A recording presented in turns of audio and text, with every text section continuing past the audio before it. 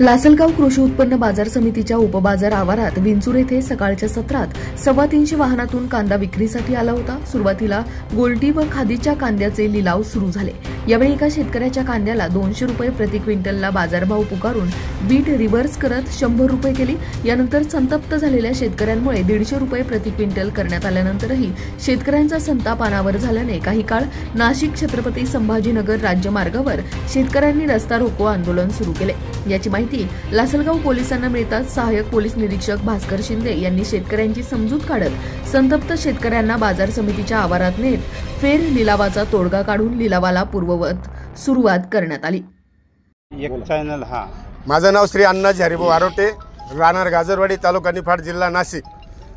मी आज दिनांक 13 ला विंचूर मार्केटला माझे स्वतःचे कांदे घेऊन आलो खाद म्हणून, आणि लिलाव सुरू झाला। त्याच्यापुढे माझा नंबर साधारण 25-30 ट्रॅक्टरवर पुढे होता। लिलाव जसं जवळ आला मी आलो आणि माझ्या ट्रॅक्टरचं फाळकं पाडलं आणि व्यापाऱ्यांनी मला कांदे ओढायला सांगितले। मी ओढायला सुरुवात केली। पुकारणाऱ्यांनी 200 रुपयाची बीट दिली। लगेच ती 200 रुपयाची बीट दिल्याच्यानंतर एका व्यापाऱ्याने ती बीट परत 100 रुपये केली।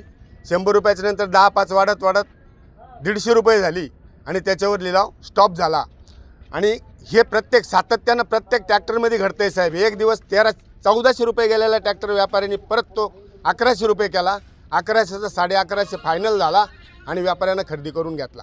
ही भूमिका जी आता मांडली मी, ही कायमस्वरूपी या मार्केटला आहे। या बिटा मागं घेणं वगैरे हे कायमचे प्रकार चालू आहे, प्रत्येक ट्रॅक्टरला चालू आहे। तर याच्यावर मार्केट कमिटीने अत्यंत डोळ्यात तेल घालून लक्ष घालणं जास्त गरजेचं आहे। त्यांनी व्यापारी सांभाळावं आणि त्याचप्रमाणे शेतकऱ्याला सुद्धा तितकंच सांभाळावं, तरच ही मार्केट कमिटी चालेल।